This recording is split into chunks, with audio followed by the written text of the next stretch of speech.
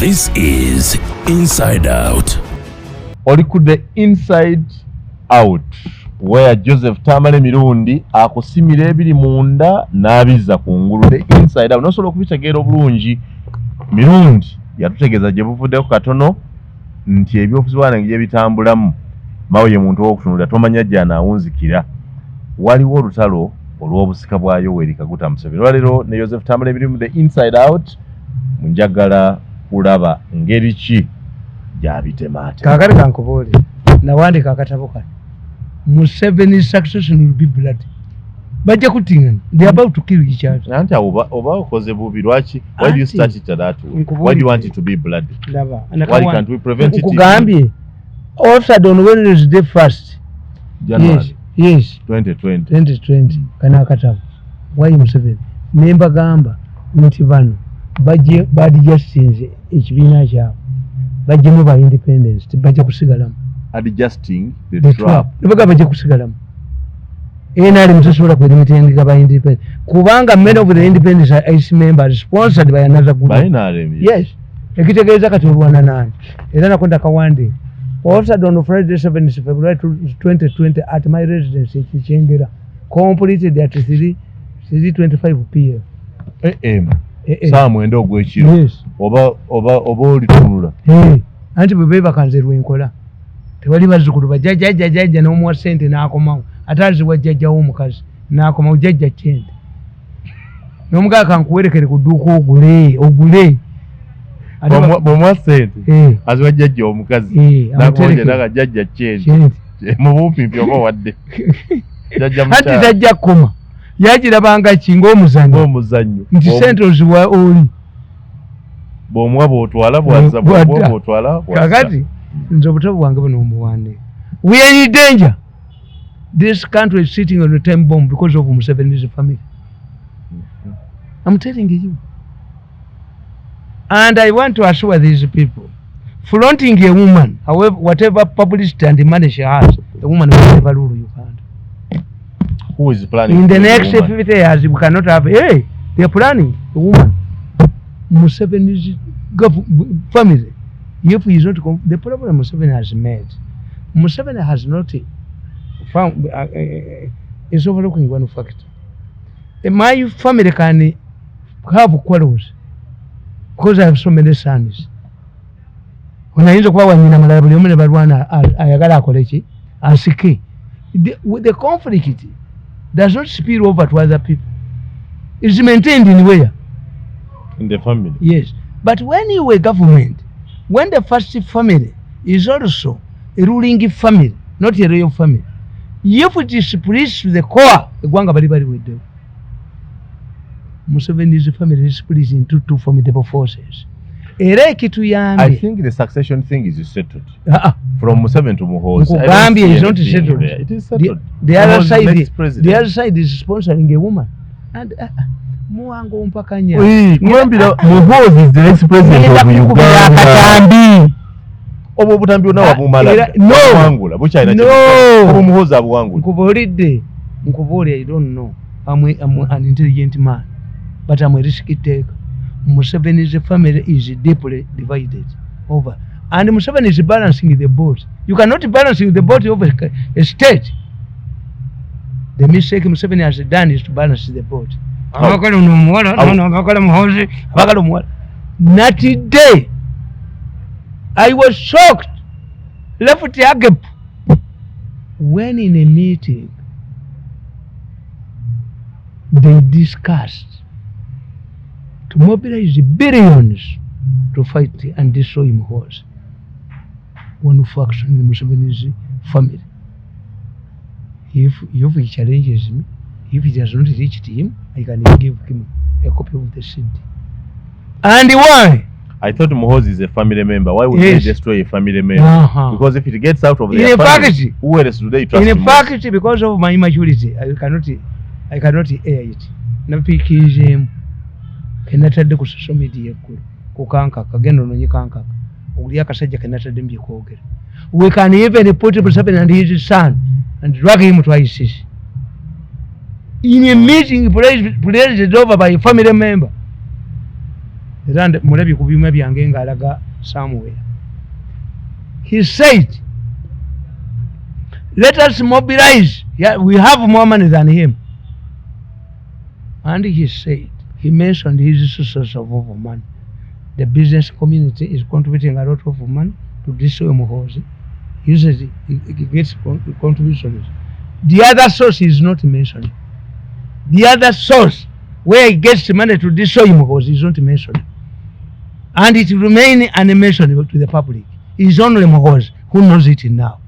And if he delivers the CD to Museveni, I don't know, this is when Museveni will realize the bomb, the political bomb he's sitting on. Yeah, Omani Museveni is a slow move. But kumuntu mulala nga aluwalinga snakes. He's a slow mover. Aluwalinga snakes n'asooka kutunulira bwati. Yatunulira Mbabazi. Akakasajja kabusenga n'obusiru bwako. Kakuba omutwe. Museveni surrenders more powers to Mbabazi. Nga nze nalabye Mbabazi nga ze mu State House.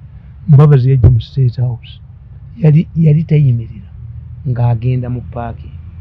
Museveni n'atuula bwati. Yamugamba nti we have a meeting at 10. Bwe Mbabazi ajja. Navu ez'abandi teziyingira munda. Si munda mu State House. Naye waliwo office president mwatuula Nakasero. Nga ye Mbabazi agipaakingawo mu luggi. Naye ebintu bwe byayonooneka Mbabazi yajja essaawa ezi. Nnya. Museveni n'amugamba baali bamuwaza. Do you know me? Do you know me? Ani abuuza? Mbabazi kozi Museveni yabalagidde. Mbabazi abuuza security. Abasirikale abali ku bamuwaza. Bali bamuwaza. Tekaali ka nkola yaabwe okumwaza. Tebaatanga kumwaza. N'amuza, do you know me? Are you new people here? Ne bamuleka naye Museveni yamulengera abuludozinga ki abasirikale be. Negundi yalipo. Ono yaani Kyanda. Namutunuulira. Kanolewo Kyanda. Kyanda nakamulaba emirundi ebiriize ku lw'eririma. Balwanirira Rwanda abasirikale be n'ab'e Rwanda. Kyanda ng'akutte katiika akola bw'ati. Is a very good Muhoozi ali ku head. Contrary to the malice which have destroyed. Kakati Mbabazi n'agenda alaba Museveni. N'amugamba nti I've scheduled the meeting to city. Mbabazi n'addayo. Mbabazi agenda okudda ku ssaawa 8:30 nga kuliko mu mukono gwa Museveni. Those who have cleared from Badeshaje nga Mbabazi taliyo. Yavuumuule n'addayo. Gwomanyi kitegeeza. Walwanye nabali nga Museveni yali webwandikidde amannya agali exempted from Badeshaje ngeri Mbabazi taliyo. Mbabazi naga nti ndowooza ab'okugesi tebannategero ono omusajja agala kumfata naye nga kabusenga kawandiise era nze mbalaba bwe baba ng'abali bubi nga bwe babadde bagala okubba ebintu bya hamu bwatadde ku social media ebintu bya hamu bagenda ago n'amazzi kubanga kankubuulire oba omusango tegubasajja baba bitunda bati ne bugwagwa ne bupanikingisa abantu nze navudde ne wange ewaka ngwire ate ne mbakubira ne batakwata naye ngenda okutegeera ne nga hamu ajja kumpita mu ssiro ate babitunda batya ng'omusango naye banoonya kubba kisa tebali kiddamu era byo bajja bitunda ate abalamuzi bonna tebalina abalamuzi bonna abanaayingira mu bintu ebyo ngenda kubakwata mise ebaliko mise buli kapukyezi tebaluyina nkugaa nti omulamuzi kati wiiki zimukankana Museveni agenda muyita ayite n'ababanka lwaki Museveni asirise yagambanga maisani ate nkubuulire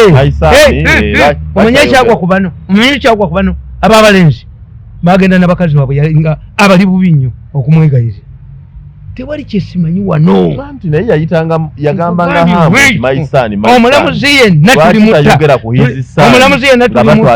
tulimutta ne bamutta waliwo omulamuzi eyasiba gundi bazimbe w'ekizimbe sebuufu mukazi naye oba oyo aliddawa nga akadde musiba myaka 5-6 kooti emugireko ng'amuyina nemukwata miso yamukwata omulamuzi oyo Elizabeth Musoke miso yamukwata ani gwe baali basibye emyaka egyo ng'amanyi nti kooti tesobola kugejjereza myaka 5 Elizabeth Musoke namukwata ali ku miso ayina recordings kakati kankubuulire nti Muhoozi nalabye era Muhoozi we must get new disciples, we must get good bloggers, we must attack Mirundi. Wakabulidde. Is it not you? Sinakalaba. Is it not you fueling the family problem? Olukumamu omuliro. Kakati kankuwe betuva ano ogiwulire. Kakati tu ku Sunday ku ssaawa 2 era mulaba accident zizzeemu ba organize musajja ba briefings n'abagamba nti kati mukyatya kubanga you are protected under the law, you are doing what? Omusajja dokita yafulumye nati nagabye ebyokutta abantu sibiddamu mirundi yankube naye mulaba napusaje over accident zitandise okudda. Yes, Museveni bagimutwala ate bagambye twatega Museveni nakisayininga bw'ofuna accident ejjinja tebayinza kutuusa oganiyo Kampala ekyaminamu anti kyebakola ngo olina tebagiteekamu tebakubuulire ekyo kya mirundi 2 nakyo waliwo ne container weeri. Do you know a man called Amlan? Amlan was a leading transport of organs. Ngagenda zombuwalabo. There is ekyo yogera in normal circumstances. In normal circumstances okujjamu ekintu no atuwa basobola ngaliwo nokukinga ngali awo bamuteeka bali batasiza omusaayi this applies for the compatibility. That's why waliwo clinic ono bali bane babatta kyobola babadde bagandi genda mu eyo clinic we can even give you a free air ticket bwogeze kusaddaakibwa yemumpi eyugora ezigo kati there is a modern way of preserving manyine container emuweeri yabalema okujjawo. The first flight of Uganda Airlines to Mombasa took a container of organs.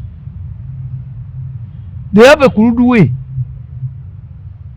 Mubabatuliza mu kino bebajjeemu organize abo abafanga tubawulira nga balaaja nti ffe tuli wano omuntu waffe yabuze yafudde tubawulira anti bwe kye bakola kiri bwe kiti a doctor, a credible doctor must terminate you before you kill your death.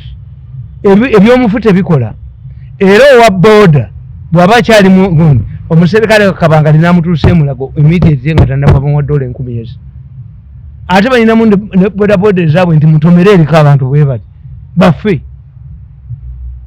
Kati oyo omukazi owa Fika Salama Masaka byali bya bulimba n'obwabuse obwabusepa bwabirimu.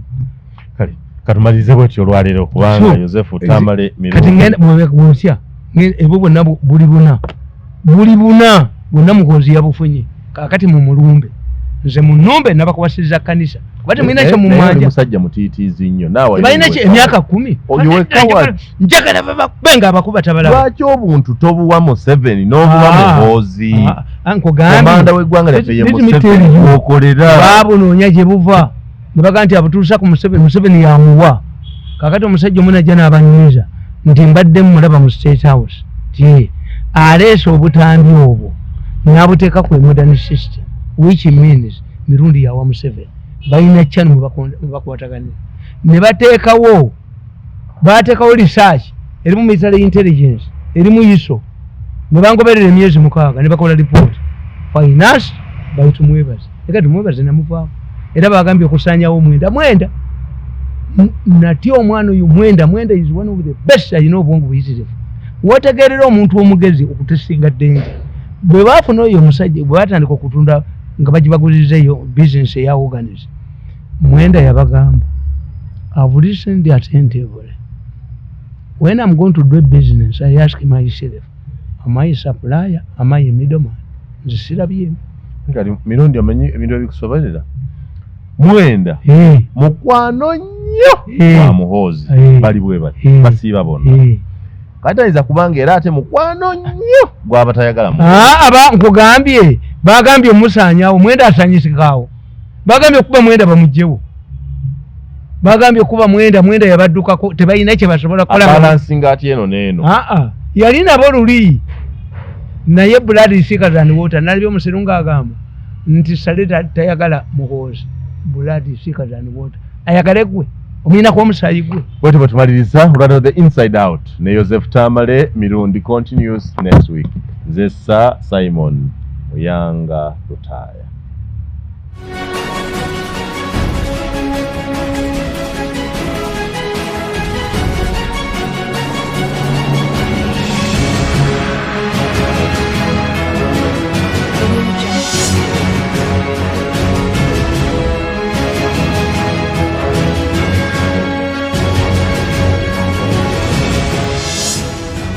This is Inside Out.